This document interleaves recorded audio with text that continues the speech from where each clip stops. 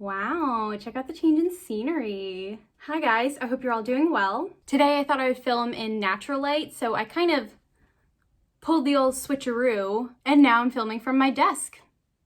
My non-makeup desk. I have piles of notes on like glycolysis out. It's cool, we're not worrying about that right now. How are you guys? What's up with you for this fall? Are you guys in school? Are you working? What are you up to? Let me know in the comments. So today I thought I would rank the characters on my favorite TV show, Arrested Development, seasons 1 through 3. For those of you who haven't seen it, I highly recommend it. It is so funny. It's my favorite show. It never fails to make me laugh. I've watched it at this point, I think like 6 times over. Well, I've seen the first 3 seasons 6 times over. The other 2 seasons, 4 and 5, I don't want to talk about it. So in my rankings, I'm going to focus on the occurrences and the characters in the first 3 seasons of the show. This is going to be so hard for me because I don't actually dislike any of the characters. I love all of the characters. I think the actors were perfect for the roles. I think the way they were written is so just perfect and hilarious. I'm just gonna rank them in terms of who I like the most, who I like the least. But the thing is, the person I like the least isn't even bad. I don't even dislike them. I genuinely love this show, and I thought it would be just really fun to sit down, talk about it with you guys, and rank the characters. So I'm using the Tier Maker website that's really big right now, and I'm gonna sort the characters into 5 different categories. So the least prestigious category, the one on the bottom, is Cornballer. Cornballers are the worst of the bunch. Anyone who makes it into the Cornballers category, I definitely already love them as a character, but I can't in good conscience rank them any higher than the worst. The level up from Cornballer is It's an Illusion, Michael. Anyone who falls into this category is not the worst, but they're certainly not the best. They have some heart, but they have a long way to go to, you know, become a decent person. So the next ranking up after It's an Illusion, Michael, is Money in the Banana Stand. I'm assigning medium terrible characters to this spot. When I say medium terrible, I mean characters who may have good intentions, who might genuinely want to do things correctly, but they just don't go about it the right way. I feel for you, and I support you. It's going to be okay. So now that we're getting to the upper rankings, the second most prestigious category is going to be Solid as a Rock. You know, the song Job sings. It goes like, solid as a rock. Characters that get into this category, they're not my favorite, but they're generally very good. They have good intentions, they have goodwill, they're good people. They just didn't make it into the tip-top category. I like characters who are solid as a rock. I feel they have enough redeeming qualities to be put in the second highest tier. And the most prestigious category, the highest ranking, is actually a quote from my favorite character. Heart of an angel, hide of an elephant. This is the best possible ranking. It means you are the cream of the crop, you are the nicest Bluth, you are the kindest, most selfless member of the family, and you are holding everything together. So now that we've defined all the categories, I'm going to start ranking characters, and I'm going to start off with Michael Bluth. Michael is the guy who is just trying to keep everyone together. He's trying to leave his toxic family, and then he tries to save his toxic family, and they pull him back into the dynamic. I love the Bluths, don't get me wrong, but they're awful. Throughout the series, the family emotionally manipulates Michael. He comes back in, he fixes things, and honestly, the other characters are really lucky to have Michael because he's the only one who's competent. He's the only normal member of the Bluth family. He's the only one that's really, truly down to earth. So I guess that's why he looks a lot less terrible than them in comparison. But let me open your eyes. Michael is not the good guy on Arrested Development. There, I said it, I got it out. You know what, now that I've said that, I'm feeling brave. I don't even think he's the protagonist. Like, I know he's the protagonist, like logically, but I'm just not going to acknowledge it. Michael Bluth is not the good guy. I find him to be very stubborn, very my way or the highway, and since I recently watched it for like the 6th time, I find him to be very self-absorbed. He loves his family, he loves his son. This is very clear to me, but sometimes I feel like Michael does stuff under the guise of doing things for his family, but he's really just doing it for himself. I feel like Michael feels like he is the height of morality, and I guess in his family, he is. But Michael doesn't really seem to see that he is a lot more like his family than he thinks he is. I do love Michael, but sometimes he can come off as very like holier than thou, especially towards Lindsay and Job. He comments on Lindsay's parenting when he himself is not the best. He is the definition of a helicopter parent. Yes, everything he does is for his son, but at what point does it become not for his son? As you can see, I'm very educated and insightful. No, but seriously, Michael does everything for his son, but listen to him. It seems a little difficult for him to understand George Michael. Like, there was the whole cousin thing and, you know, the George Michael and maybe being cousins. And I honestly just kind of refuse to believe that Michael didn't think about that at all, that I don't believe that he didn't realize anything was going on. But Michael's very much like that. I feel like he sees what he wants to see, and when he sees something he doesn't like, he has to go fix it right away. If things don't go his way, they're gonna go wrong. Granted, within the Bluth family, he's probably right thinking like that, but I just don't think that's a very healthy mindset to have. This trait I can excuse, knowing how the company would fare if any other Bluths took over. My whole thing with Michael is that he's kind of a hypocrite. He does all the things he tells his other family members not to do, and he doesn't seem to realize that he's in the wrong. And they don't seem to realize that he's in the wrong either. This wasn't something I realized or thought about until recently. This is a revelation for me. The biggest example I can think of Michael being a hypocrite is probably from the peer pressure episode. This episode kills me. All the Bluth children remember being taught lessons by their father, George. George hired a man with one arm to help him stage these gruesome accidents that would teach the kids a lesson. Remember, we're out of milk. I could have got it earlier if someone would have left a note.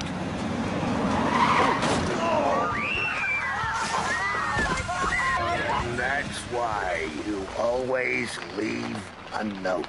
And this is something that the Bluth kids remember, like it has stuck with them. Michael is talking to Lindsay about how those lessons affected him and how he hated them, and then he goes and he does the same thing to George Michael. After Michael starts to suspect that his son is using drugs, which he's not, he's an innocent baby child, he makes Job's stripper friends, the hot cops, dress up to scare George Michael into never doing a drug deal again.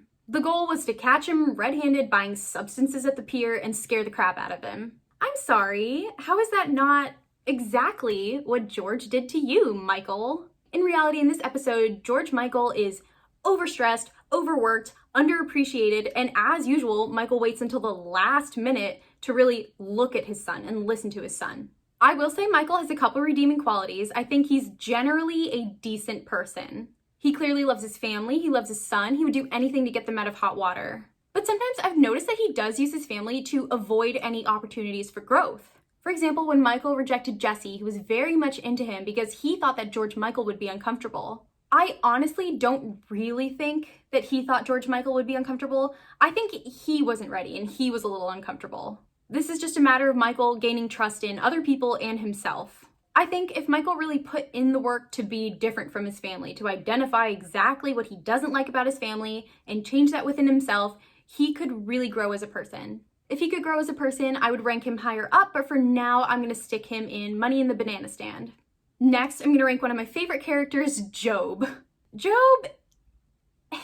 Job is sexist, he's a liar, he's a cheater, he's a bad magician, and he's a little bit racist. Honestly, despite all this, I have a soft spot for Job. I don't even know why I like him. He's not really a character that I relate to. I don't like to be the center of attention, and it feels like every chance he gets, Job is trying to be the center of attention. I, however, do understand Job's yearning for understanding and approval from his family. I feel like any family you're in, you're gonna want approval from the people you love. This is something that I find relatable. But aside from that shred of relatability, Job is kind of a terrible person. Kind of?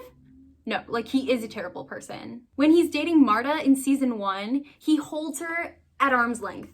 He treats her like he isn't committed to her, but she's clearly very committed to him. He acts like they're not really official, like he can do whatever he wants. He cheats on her. But the second that he gets an inkling that Marta might no longer be interested in him, he's all about Marta. Another thing he does is he constantly messes things up, either on purpose or not on purpose, but sometimes on purpose, just to get back at the family, to prove his worth to the family. I think he also does those things to make himself feel like he has a bigger role both in the family and in the company. Kind of going off of that, what I'm trying to say is Job is very impulsive. Another example of this is when he gets married to Amy Poehler's character because she dared him to marry her. He was so prideful, he couldn't say no, he refused to break up with her, and then he went through a phase of wearing pastel-colored sweaters.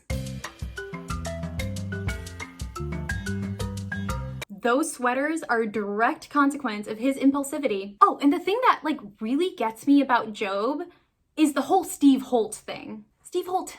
My thing is, Job never felt like his father gave him any attention. Like, he didn't get any love from his father or recognition whatsoever. Any person with empathy would not do that to their child after being treated like that. Unless, of course, you're Job and you don't have any empathy. Despite his deep flaws, I'm not going to rank Job as a cornballer. I think that Job is a dreamer. I like that quality about him. He even tells Michael, "I'm an ideas man, Michael." I won't comment on the content or the quality of those ideas, but they sure are ideas, and he has a lot of them. So when ranking Job, I'm taking into account two things: how much I love him and how awful he is. And when I put those two things together, I get, "It's an illusion, Michael." Actually, that quote, "It's an illusion, Michael," is a Job quote, so I find that to be very fitting. Okay, so the next character I'm gonna rank is Lindsay. Lindsay has a terrible personality. Lindsay is very shallow, she's very vain.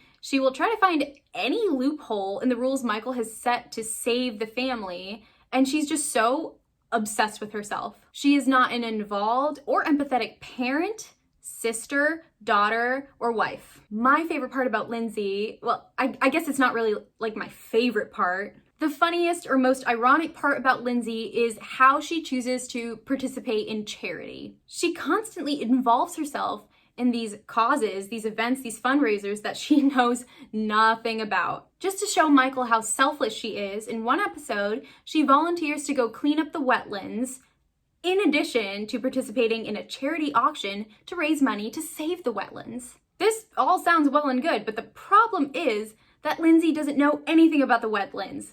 She thinks she's going over there to dry them. At first, Lindsay doesn't even want to get on the bus with the other volunteers to go save the wetlands because she feels like they smell bad. That in itself, I think, tells you a lot about Lindsay. And of course, the first thing she does when she actually gets to the site of volunteering is call Michael to make sure that he knows that she is better than him. Then she accidentally maims a frog within 5 minutes of being there. For me, there's a lot about Lindsay that I don't love, but I think I understand why she is the way she is. Her vanity, her need to feel like the hottest person in the room at all times, that definitely comes from her mom, because Lucille will never pass up the opportunity to throw a jab at Lindsay. In the context of the show, everything Lucille says to Lindsay is hilarious. It cracks me up. But if my mom were to talk to me like that, I could understand why Lindsay focuses so much on her appearance. Another kind of good thing about Lindsay is that she's more or less loyal to her marriage to Tobias. She does at some point try to venture out there and open up the relationship and get with other men,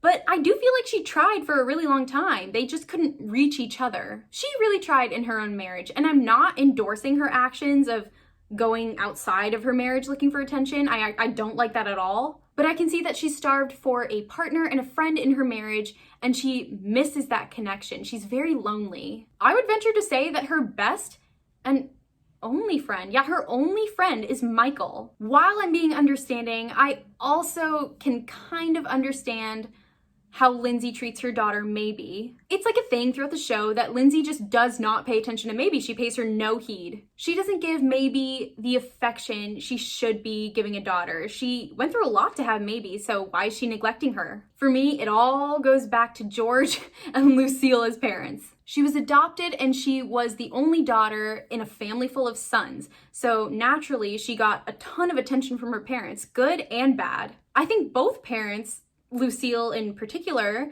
seemed to be very controlling. I think Lindsay might have wanted to become the exact opposite of that.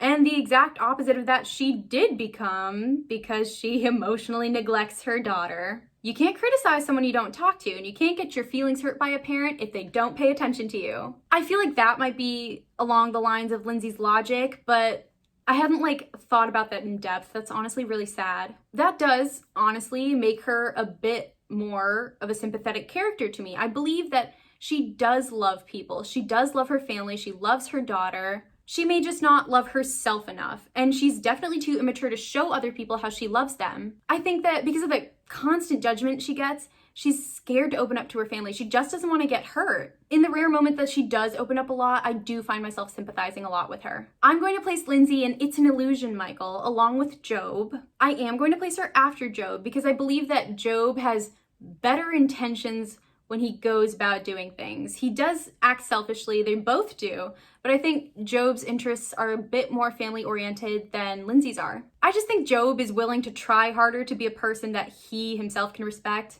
and I respect that. Next, I'm ranking Buster Bluth. I love Buster. He is the sweetest of the Bluth children, and in my opinion, the most redeemable. He can be selfish, he can be negative, he can be needy, but we can all be those things. And I attribute all of that to the way Lucille treats him. Buster is a mama's boy through and through. He will do anything Lucille asks, including not swimming in the ocean and not going out in the sun. As a result of the treatment he receives from his mother, he's this very anxious, neurotic mess. He's quite socially awkward and he's very attached to Lucille, so attached that he was in her womb for 11 months because he just didn't want to leave. The reason I like Buster so much is he's a little more sheltered than his siblings. He's a little more naive, but I think that gives him a better capacity to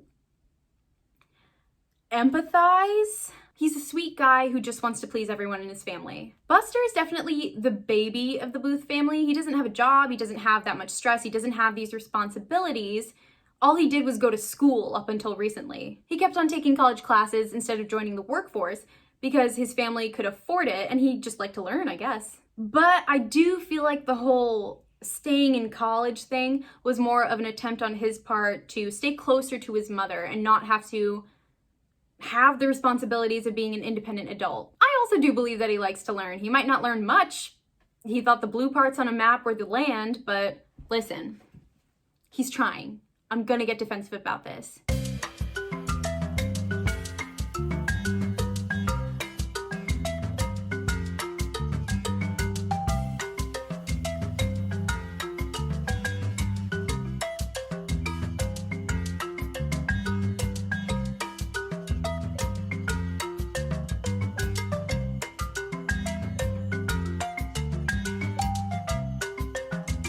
If the premise of the show were to be real, I really think that George Michael would take over Michael's role and just become the head of the Bluth family. I love George Michael. I want him to have freedom. I want him to have independence. I want him to have happiness. I want the world for George Michael. All in all, George Michael is a gem. I think he is one of the sweetest Bluths. I think George Michael is absolutely going to become the person that he thinks his father is.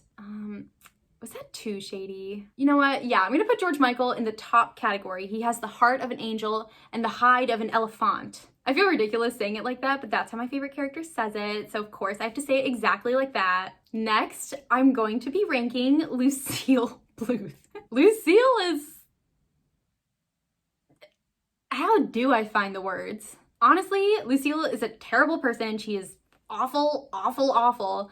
But she's one of my favorite characters. She never fails to make me laugh. Jessica Walter's a genius. She was perfect for the role of Lucille. No one else could have played her. I personally believe that Lucille is the root of all the family's problems, and I say this with confidence. She is an alcoholic who refuses to get help. She takes personal pleasure in tearing her children down. She is never, ever supportive, and she's not the kind of person who's gonna realize these things. She's not the kind of person that's gonna introspect. She will never realize that she is flawed. I mean, let's look at the laundry list of things she has done to her children. One incident that stands out to me is when she was driving in a car with Michael in the passenger seat. She saw a guy riding on a Segway, and of course she assumes it's a Job. She says, let's give him a little scare. And she drives up and tries to hit the guy in the Segway. And when Michael wakes up, he is the one in the passenger seat. She is the one that called the ambulance. And she's like, oh, Michael, you're okay. My son is okay. She really got Michael to believe that he wanted to hit Job with her car. He had some trauma to the head. He was hyped up on whatever she gave him that he had no way of remembering. Actually, that episode's my favorite one. It's the funniest. Don't come for me. Secondly, Lucille has had this on and off affair with Oscar, the twin brother of her husband who is in jail, who she is using to just get back at her husband who's in jail, whose twin brother it is. They're twins. She pulls Oscar in and then pushes him away, then pulls him in and pushes him away, and she leads him on, and she's just so unnecessarily mean to him when he is clearly in love with her. That I will never understand, but I guess everyone has a type. Her general attitude towards her kids is just awful, especially Buster. She forces Buster to spend all his time with her. They do everything together. They are attached at the hip. One of the weirdest examples of this is Mother Boy 30. Mother Boy is a mother-daughter dinner dance event that Lucille and Buster dress up for and attend every single year. Yeah, keep in mind Buster's in like his early 30s at this point. She's so weird about her relationship with him, but she seems to coddle all the boys in the family, and then Lindsay's kind of left out to dry. She takes great joy in pitting all her kids against each other. It honestly seems like she does not want them to like each other. Oh, and Anyang. She adopted a kid because she thought that it would make her look good to the SEC. The SEC was investigating the Bluth Company for fraud. I love Lucille. I think she's hilarious, but I can acknowledge that she's an awful person and she's a user. Not just of alcohol, but of people. I didn't even touch on how she treats her housekeeper, Lupe. Yeah, on top of being a manipulative alcoholic, Lucille's also a racist. So there's like that, you know. All in all, Lucille is just this person who is very out of touch with reality. One of the scenes that best exemplifies this is when the Bluth family loses their country club membership, their membership is downgraded from the golf club to just the pool. Lucille has her first encounter with curly fries and it does not go well. One of my favorite things that she says ever in the history of time is when she's still by the pool, a waiter brings her a glass of wine. Take it back. If I wanted something your thumb touched, I'd eat the inside of your ear. The pH of the soil is too high. I may die. You can't say that to people. Lucille Bluth is easily in my top 3 favorite characters, which is why it hurts so much to rank her as a cornballer. I just don't really have another choice. She can be the funniest character, she can be an icon, and she can still be a terrible person. It's not mutually exclusive. You're the one who charged his own brother for a Bluth frozen banana.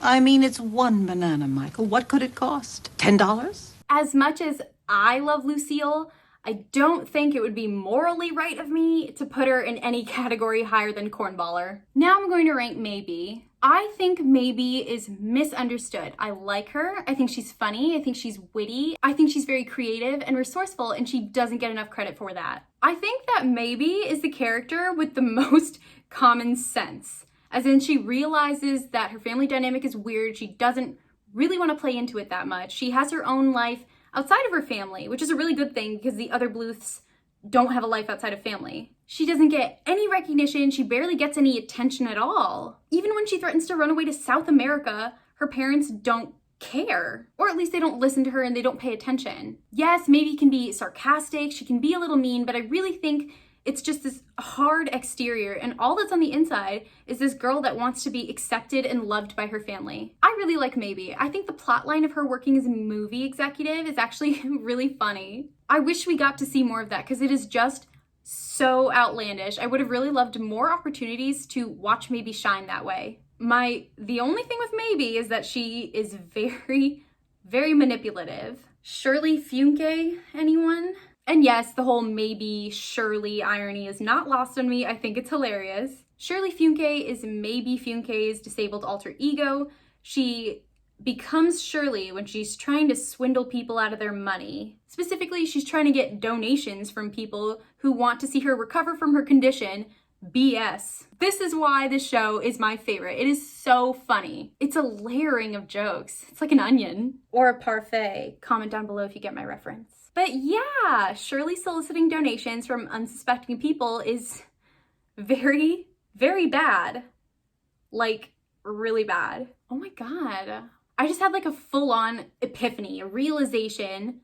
You could call it either of those things.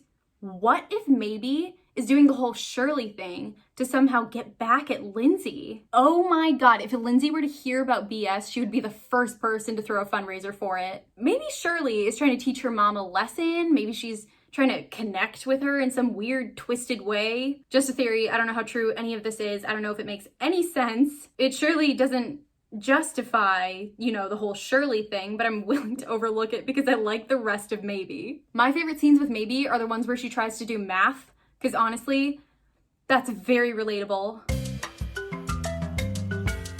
This video is going to be 100 years long. Okay, we're gonna rank George Bluth. There isn't a lot to say about George. Honestly, I'm gonna go ahead and place him in Cornballer right now. He invented the Cornballer after all. It's only appropriate. Don't come for me. I think George Bluth is selfish. I think he's a crook. I think he's a fraud. I think he's a bad excuse for a father.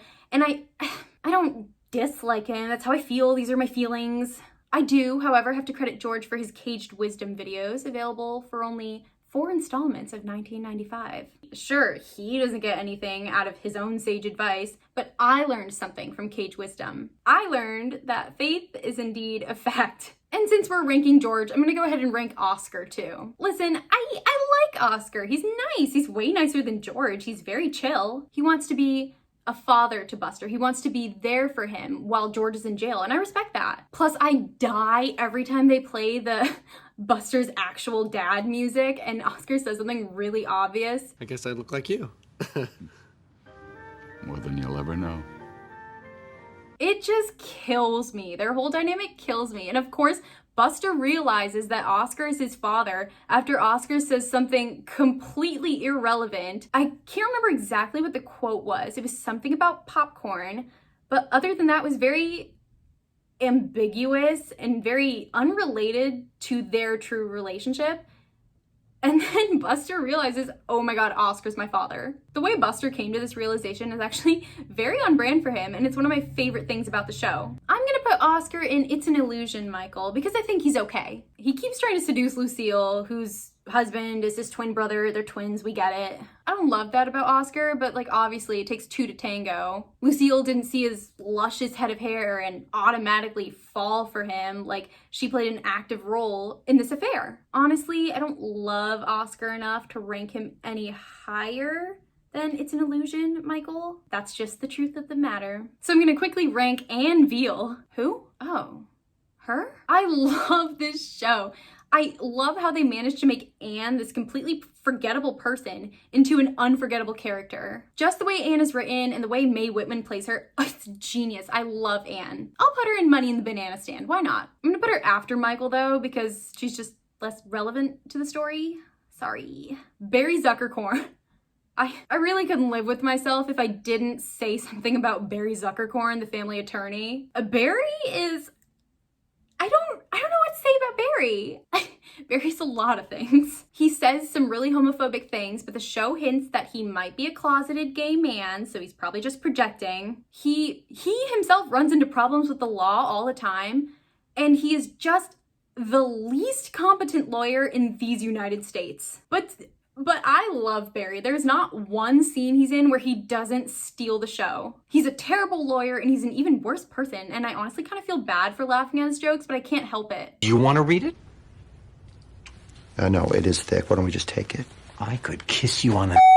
All right, well, what? I'm gonna place Barry in It's an Illusion, Michael, because he's aight. And yeah, I've been doing the hand thing this whole time because it's just not the same without it. It doesn't convey the same meaning. So now last, but certainly not least, I'm going to rank my favorite character, Tobias Funke. Listen, Tobias is the protagonist of the show. Tobias is the main character and the victim, and I will not argue about this with anyone. Tobias is so funny. He has this tendency to speak in a way where everything kind of sounds a little sexual, and he is so oblivious to it. I think Tobias is an innocent sweetheart. First of all, we know he's already super intelligent because he was a medical doctor in Boston. He's a doctor turned actor. I actually very much have a soft spot for Tobias Because he is a doctor turned actor, I thought for the longest time that I wanted to become a psychiatrist after med school, which is what Tobias used to be. And I also was very much a theater kid in high school, so I guess I just relate to him. He's a terrible actor, but you know what? He's following his dreams. He's not gonna let anything get in the way. I want that for him. I love that for him. Tobias is truly really good. He sticks around for Lindsay even when she doesn't really treat him that well. He's desperate to make his marriage work and spend time with his wife and kid. Tobias started Dr. Funke's 100% natural good time family band solution. Even though they're selling fake medication like Temosil, it's just a way for him to spend time with his family. In an act of desperation, after he moves out of the Bluth house, he dresses as this Mary Poppins-esque maid named Mrs. Featherbottom. Oh, allow me to introduce myself. My name is Philidia Featherbottom, and I can cook, and I can clean, and I can take care of the little ones. He calls himself Mrs. Featherbottom, and he cleans their house top to bottom just to be in the same vicinity as his family, who, by the way, very much know that Tobias is Mrs. Featherbottom. Tobias is truly a good person with a good heart who wants to help other people. He's always giving other people advice from his psychiatry days. He wants to help in whatever way he can. He can't seem to take his own advice, which is honestly super relatable. But he'll do anything to please his loved ones, not just Lindsay and maybe, but all of the Bluths. The second Job asks for help with his chicken magic trick, Tobias goes and gets hair plugs that eventually give him this disease just because Job needs him for this trick and he wants to do it to the best of his ability. If that's not dedication, I don't know what is. The only time he'll refuse to do what someone asks is if they ask him to take off his cutoffs. But he suffers from a real condition. He is a never nude, which according to the show is exactly what it sounds like. Despite his condition, he tries. He's trying, and I fully believe that. Because Tobias is so helpful and just a little naive, I think people have the tendency to take advantage of him. Lindsay married him to get back at her father. The FBI guy used him as a mole. The family used him to clean the house. Carl Weathers used him for money. Everyone needs to stop taking Tobias for granted right now. Also, Tobias wrote the iconic LGBTQ+ book, The Man Inside Me. He repeatedly denies throughout the series that he's gay. The Man Inside Me says differently, but you know what? He's an ally. To me, that gives him the rank of heart of an angel, hide of an elephant. And yes, that is a quote from Tobias. Tobias, who is my favorite character. I'm gonna go ahead and place him in front of George Michael. Tobias is the best character. So yeah, guys, that was my ranking video of the characters from Arrested Development. This video is going to be 1 million years long. If you stuck through to the end, thank you so much for watching. Please leave a like if you enjoyed the video, if this is something that you'd want to see more, and please comment down below if you watch the show, if you like the show, if you hate the show, who your favorite character is, who your least favorite character is. I love Arrested Development. I'll talk about anything having to do with it. And of course, please feel free to subscribe if you should feel so inclined. If you want to come hang out with me more, I know I want you here. Thank you again so much for watching. I hope you're all having a great day, and I hope to see you back soon. Bye.